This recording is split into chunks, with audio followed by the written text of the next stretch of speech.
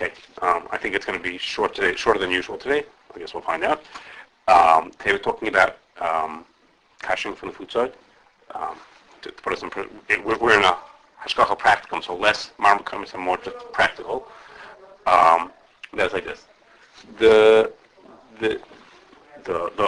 big operating principle for kashering is kabbalah kach poltei. The way the blade goes in is the way the blade comes out. And therefore, one of the details of kabbalah kach poltei, usually we think of that for like the temperature and the type of kashering, but one of the details is, the Gemara says, is that it has to do, that the fire has to come from the side where the food was. Usually, like when you kasher a pot, so the food is inside the pot, and then the hot water that you're going to kasher with is going to be in the pot also. So usually it's not such an issue.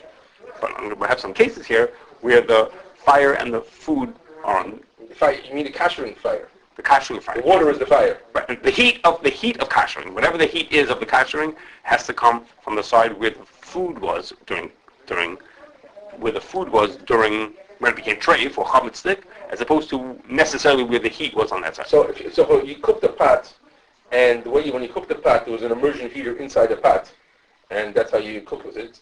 And then you want to kasher, you want to fill up the pot and put a fire underneath. Would that be a violation of that? No, it's not a problem, because what's kashering is the water. Okay. The fire is just getting it hot. The water is still on the right side. The water's on the inside, so it's kashering on the inside. So you're good.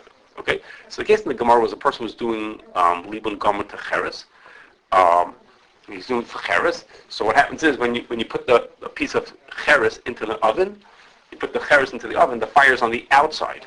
But where was the isser? The isser was in the pot. Okay? So it's coming from, you put it on top of the fire, so the fire is coming from the outside, but the food was on the inside, so that doesn't work. Okay, that's not kabbalah kach poltei. Okay, so that's the case of the Gemara, and the case in the Shulchan Aruch is the case of cheres. Then there's a machlokes later poskim about what about if it's metal. Okay, so the Torah and the Prim Garden say same thing, makes no difference. The kabbalah kach poltei means it has to come from the right side. And Abnei Nezer says, no, that doesn't make sense. He says, when you do libun gomer to a piece of metal, then the metal becomes like a piece of fire by itself. It itself is as if it's on fire. So, what do you mean it's coming from the wrong side? The whole thing is on fire. Doesn't make any sense. He says, by cheres, so the cheres is not, you don't think of cheres as becoming like red hot and becoming like, You say metal is because it comes from cooling? No, because it becomes like red hot, because it becomes itself. You look at it, it's red hot.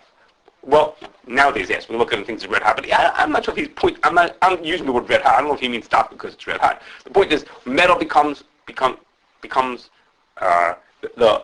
whole thing is like, okay, we want to call it red hot. The whole thing is on fire. The whole thing is like burning. It's like, I'm not sure. It doesn't mean that. So what's the difference between metal and wood? Okay. Something about metal, but what? It's a better conductor. Okay. Okay. So I'm not sure. We'll say red hot. Okay, if that'll make us feel. I'm not sure. We'll say red hot. Anyhow, that's what the Abnei says. The Torah and Prim say it's not true. It's even not metal the same din. And Rabbi Reese was like good with that. And he said you could be making like that. That's for libun gomer. Okay, but that's only by libun. Make it like the Abnei. Not the Abnei. But that's only for libun gomer. For libun kal, that doesn't work. Libun kal, we don't say it's on fire. Libun kal just being heated. And for sure not when you do Hagala. If you have Hagala, so sure no shaykhs at all. You could say that Hagala should somehow be making it like that works. Okay. So now I have some applications for this idea. Okay. So simple cases, two simple cases that come together are a blech and a frying pan. Okay. Now I'm not telling you that you can always catch them with libun kal. But let's say a person was catching them with libun kal. There are situations where you can. In both of those cases, if you take the blech or the frying pan, you put it back onto the fire the way it was during cooking, so the fire is going to be underneath the pan or underneath the blech, and where was the food that you put onto it? The food was on the top. Like think about my blech. You put a piece of challah onto to warm up on the blech. That's how it became a chametz stick. So you put the challah on top of the blech, but the fire is underneath the blech. Or you fried a piece of isser into your frying pan. If you put the frying pan back onto the fire just the way it was, so the fire is going to be on the bottom, but the isser was inside the frying pan. Okay, so that doesn't work. You're not doing it from the right side. So in order to kasher them, and it's easy to overcome this problem because you just turn it upside down.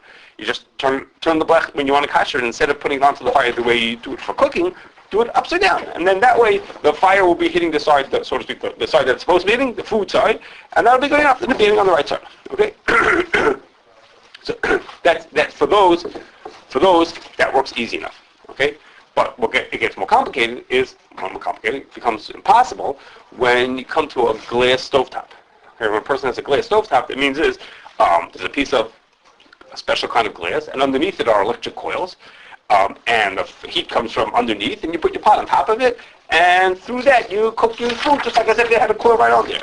So if you need the person who wants a kasha for moving to a new house, or he wants a kasha for Pesach, and he wants to kasha his glass stovetop. So what's he going to do? What's the way to get heat onto that thing? You turn the coils on. When we turn the coils on, the heat is coming from underneath. Well, the kashering is because food fell on the top. You put a piece of food down, there's something spilled, things are coming from the top. So the fire's on the wrong side. If you turn the coils on, the coils are heating from the wrong side of the glass, and that doesn't help for the food that came from the top side of the glass. Okay, so seemingly you're up against this din that you can't just kasher this glass stovetop just by turning on the coils. So we asked this Rabbi Schwartz what we should do about that. He said, for Ashkenazim, kashering glass is a chumrah anyhow. So it's good enough. It is what it is. Do as much as you could. So be'etzem, kashering of glass for Ashkenazim is just a chumrah anyhow. This surface is glass. It's a kind of glass. So that's good enough. You do what you have to do, and that's good enough for kashering. So more recently, we went back to Reese, asked him just to rethink this thing again. And he said, that's true. He said there are extra tzirufim. I'm going to tell you two tzirufim that he mentioned. Both of these are things that are rejected. Both of these are not shitas that we really hold like, but for what they're worth. One is that Dr. Tshuva brings the Yad Yosef, I'm not sure what it is, but a Sefer Yad Yosef, who says that what I told you beforehand, but Avnei Nezer says that for Liban Gomer on metal, for Liban Gomer, the fire could be on the wrong side. He says, for Liban Kal that works also. Okay, Liban Kal, you could also have the fire on the wrong side. Okay, and he comes to that from a reading of a Magen Avraham that wasn't so exciting. It wasn't so straightforward. And the other sheet is Yad Yehuda, who says, he says, this whole thing that I told you, he says, go home. It's a whole thing. It's not true. This whole thing, even though the Torah says it and the Practicum says it, he says, no, if that Gemara doesn't mean what you think it means, and there's no such thing that the fire has to come from the right side. No such thing. He says, I know the Torah says not like me, and I know the Practicum says not like me, but no, they're wrong. Okay, so those are extra tzirufim to, again, both of those are rejected shitas, but then other tzirufim. Now. I know I came late, but why is it an issue only with the glass top? Why isn't it an issue with every time you kasher? Because the heat is usually coming from the correct side. Here, the heat's on the wrong side. Well, let's say you have a grate, so the fire is coming from below. No, because there the fire is on all sides, and we put it on the grate. It's all over the place. Yeah. Okay. Now. Or even electric coil. So that we mentioned already, because the thing itself becomes red hot. We mentioned that. It wasn't to the. So you say even though it came red hot, even though it's on the wrong side, because it comes red hot, so therefore it's leaving. Correct. Okay. So we accept that for Pesach and all year. We tell people they can do that for Pesach and all year round. But the ikar of really why we're being makers is because it's just a chumrah kashrus in the first place. But you should know, for those, I think we mentioned this in our recommendations, that there is a way to use the glass stovetop without kashering it. Okay? Now, it's not a good idea. It's not so realistic if you move into a new house, but for Pesach it's realistic, which is you could put down these discs, or they're called diffuser plates, that go on top of the glass stovetop, and you can put your pots onto those. Instead of putting your pot right onto the glass, you're putting a separation between the glass and your pot. So for Pesach, if it's just a few days, then a person could do that. The diffuser plates are really not meant for regular glass stovetops. They're meant for induction stovetops. An induction stovetop it's the same. The surface looks the same. It's still glass, but it only heats if you have the right kind of pot. So what happens if you have the wrong kind of pot? Okay, not a ferromagnetic pot. So you put these discs down, and the disc is is that right kind of metal, and it transfers the heat. Does it really not menadini kashering itself? Because just like by grade, we say like menadin, it's kashers itself. We talked about this once before. No, it's not so true, because it always gets kasher because there's always a fire there and it's burning itself up, and that's not true for glass. The fire is underneath. Okay, there are two reasons why we talked about this by enablu yotzim kli. One of the reasons why the Mishmur says why you don't have to do it is because there's always a fire burning there. So the fire always kashers. There's no fire kasher over here because there's no, Did you already speak about induction? I'm not talking about induction today. No, had no shaykhs. We're talking about kashering from the right side. So I was asking about the kashering induction. We have talked about it in the past. Yes. Okay. Another case with this din is negir. We're going to get to my picture at the end. Another case with this din is negir is Kedairah blech, or an unblech it's called, or a pot blech. I'm not even sure if there's such a thing sold anymore. But yeah, I haven't seen it in a while. But there's such a thing. And well, for our din, it's worth talking about anyhow. And that is, what is that? It's like a big. It looks like it's the size of a blech. Okay, but really it's not just a flat piece of metal. It has a raised lips, so it has like it could hold liquid in it. Okay, it's more like a sheet pan with high walls to it, and it fills up with water. And then on top of that goes a cover, which is looks like a regular blech. And the point is, so you have this big thing sitting over your stovetop, and it has hot water in it. Okay, and the thinking being is that now it's a Kedairah full of hot water, and now you can put warm food up on top of it on Shabbos. You can put food on Shabbos from the refrigerator. Okay, whether you can use it on Shabbos is not today's question. Okay, the guy has it. Okay, he's using it. Okay, let's say he's just using it even just to spread the heat around. It evenly heats your stovetop. Anyhow, so it spreads the heat evenly. So the pan, the part that has the water in it, that's easy to kasher. You fill it up with water, and you get the water to a boil. And then you do something to make it overflow, and you're good. So the pan part of it is easier to kasher. But the cover part, we're going to have our same problem. If you did what I just described to you, and you put the cover on top, the water, the Haggalah water would be coming from underneath. The Haggalah water would be coming from the pan. The tray for the chametz came from the top. Okay, so you're kashering from the wrong side. Okay, so to solve that, what you need to just do is, when the bottom part is boiling, you take the cover off and you dunk it in. You turn it upside down and put it in. Okay, put it on one side at a time, and you can turn it upside down, and you put it in, and that will kasher the.